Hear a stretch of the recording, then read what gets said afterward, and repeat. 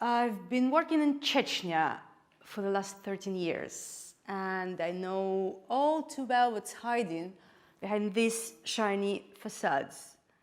An exercise in propaganda about everything that's going well, but also an exercise in fear for the local population. Fear of being accused of being a rebel, wrongly, a terrorist, fear of being tortured for consuming alcohol or drugs, or even because you're gay, or because your beard is too long.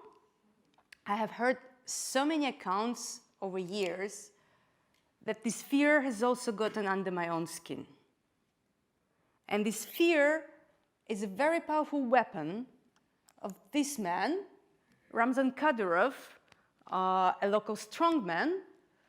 Some describe as a dictator, some describe as a man bringing Russian orphans from ISIS, while UK and France are not doing so, and a darling of Vladimir Putin, who's been given a free hand for what he's doing in Chechnya for the last 10 years or so, because he keeps the peace. But behind him, there is a Chechen population. And Chechens are a very tiny nation from the Caucasian mountains who have a very long story of persecution from Russia. The Chechens have been conquered by the Russian Tsar in the middle of the 19th century, which was effectively Russia's colonization, just it wasn't really far, it was next door, if you can say in the space of Russia, a quite big country. Chechens have been deported as an entire population by Joseph Stalin in 1944 to Central Asia with their neighbor nation Ingush people. They're both Waynak nations, if you know what it means. And then, as Soviet Union dissolved, between 1994 and 2009, Chechnya was between the two bloody wars. And these two wars took lives of 175,000 of dead and missing, and I can't even tell you exact figure now in 2019, because there are still mass graves to be opened, and until we open them, we can't not just know the exact number, but we also cannot even move closer to the reconciliation of that conflict. And what happened effectively is that between Russians, and when I say Russians, we are a country full of different nations, different religions, and there is this tiny nation of Chechens among all these nations. There is no bridge of speaking, discussing, and reconciliation. They're just there, back in the Caucasus, everything's going well, TV's projecting what's going on, beautiful mosques are being built, as you have seen on the picture that I'm showing, but there is no conversation. So I have first gone to Chechnya when I was 19. It might have been naive, I was studying journalism, and I thought that if I want to be a journalist, there is a war going on in my country. Where is this war? I have to go there and discover what's going on. And since then, I've been going back. So during one of my first trips, I met the woman. I think she was called Louisa, but I couldn't even tell you now for sure. It's been a long while. But she was impressive. And even without remembering her name, I will remember her for the rest of my life. We met in the shop, and she told me, you should come to my house to have a tea tomorrow. Little did I know back then, an invitation for tea in the Caucasus and in Chechnya is quite a special experience, and you have to come in hungry. Because the tea came with a massive plate of meat. I wasn't prepared, but I had to give it a go, because over this meat, Louisa told me that I was the first ununiformed Russian she's been seen in years. And she wanted to tell me that she really appreciated that I made an effort to come. Very soon, back in Moscow, I found myself at the party where a host was dating a Russian soldier, same age as me, And him and his buddies, who have been just back from a shift in Chechnya, were hanging out there at this party. They also brought their guns, they were shooting from the balcony in the outskirts of Moscow. That's what the proud soldiers do. And at some point I understand that quite a few of them have killed some Chechens, but none of them has actually spoken to one. So I told them that I went there as well. "Oh, have you dared to speak to these barbarians?" one of them screamed. Didn't you understand that not just I spoke to them, but I ate with them and I rode cars with them and I did everything what normal people normally do together. Finally, the curiosity in the soldiers overtook their disgust and fear of the unknown, and we ended up having a conversation and even left the party as friends. So for years, I've been doing this liaison between Russians and Chechens, going back and forth and telling the stories.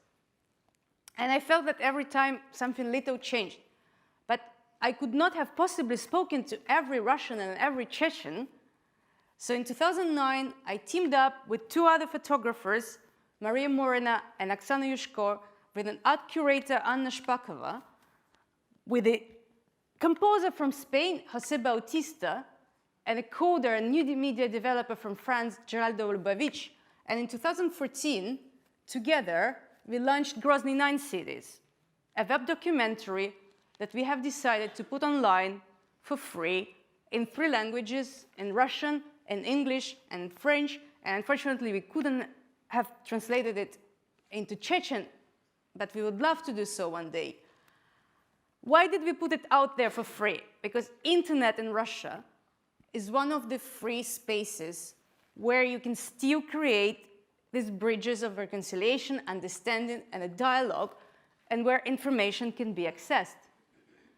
Later on, we went on to publish the book, and we have an exhibition which now travels the world, but the book does not exist in Russian or even Chechen, and the exhibition has never been to Moscow and to Grozny either, and we doubt it's going to make there anytime soon. In the meantime, the fear I've mentioned in the beginning of my talk, the fear that Kadyrov and Kremlin is making Chechens feel, has also made our work in Chechnya pretty impossible.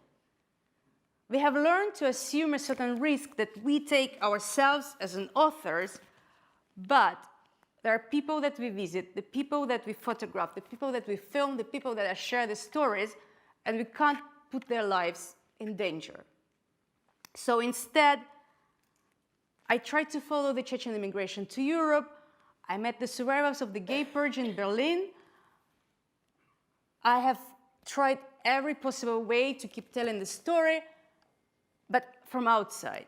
So the last time I was in Chechnya actually filming, it was for my documentary, It's Getting Dark, that was already mentioned here. And my first shooting day was with the family of Ruslan Kutayev.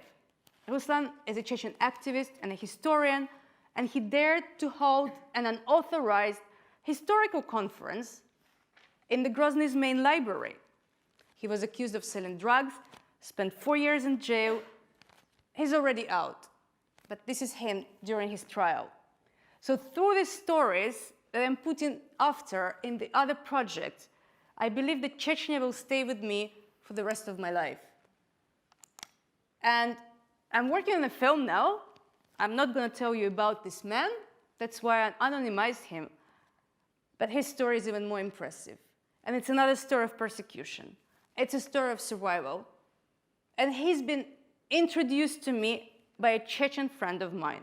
That's why I'm showing his portrait, his anonymized portrait, here on the stage today. And I want to leave you with a story that shocked me the most in the recent year. It's a story of Ayub Abu Muslimov. I met Ayub in a refugee camp in Poland. He was there with a family of 10. They made almost 50 attempts to cross the border before they were allowed to come in and to seek asylum. Ayub's family was living 25 kilometers away from Grozny, the Chechen capital, in a small town called Shali. They have been already refugees in Europe during the First and Second War. They came back. They started family business of 3 grocery stores. They were a well-off family who wanted to be back in their homeland. Ayub had a brother called Abti, and he was also running the family business. Just one day, he did not show up for dinner. And this fear, the fear that I keep evoking, was very present in the Abu Muslimov's house. They know all too well what could have possibly meant. Abti has gone missing. The next morning, Kadyrovtsi, the security forces of Kadyrov, the president, stormed the house. And Ayub learned, not even to his surprise, that his brother was being accused of being an active member of ISIS in Syria. But the previous evening, he's been running a family grocery store. He could not have possibly been there. Yet, that was the truth projected by the government. Ayub, in this climate of fear, is a very unique man who dared to write to Russia's prosecutor general and to the ombudsman, seeking the truth. But no answer followed. And one day, Ayub went online. And Ayub opened Novaya Gazeta, which is one of the last independent publications out there. You can't buy it in Chechnya, but you can still go online. And the title read, "That was an execution." It was an article speaking about arbitrary arrest and killing of 27 men as a revenge operation by the authorities after 3 youths who pledged their allegiance to ISIS for real attacked a policeman. But Abti was part of a revenge operation, and he's number 2 on this list. He had a perfect profile, he had a beard, he was in his early 30s, and he made a perfect addition to the statistics. Ayub, the older brother, did not want to stop. He went on, and he bothered the authorities, but one day he received a text message. You take your bags, you take your family, and you leave. Otherwise, you're going to repeat the fate of your brother.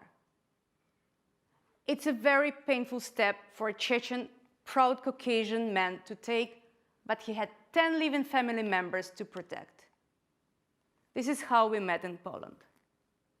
When he was telling me his story, he was often hiding his eyes. This man, with his tired eyes, he's been hiding, with his gray hair, and the 10 living family members who's brought to safety. He was scared of his future, and asylum might be refused.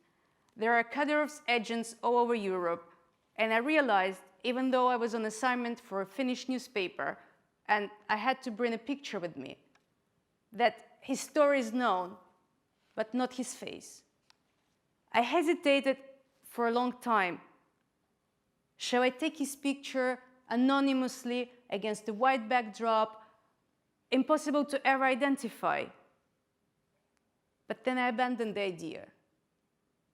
And anyways, just a few days ago, Putin has signed the Russian internet isolation bill into law. So I'm standing here and feeling very old school, but I feel that spreading the stories like this is the best way to talk to each other directly. Because the absence of this portrait of Ayub has given me the power of these words, of this story I'm sharing today. Thank you very much.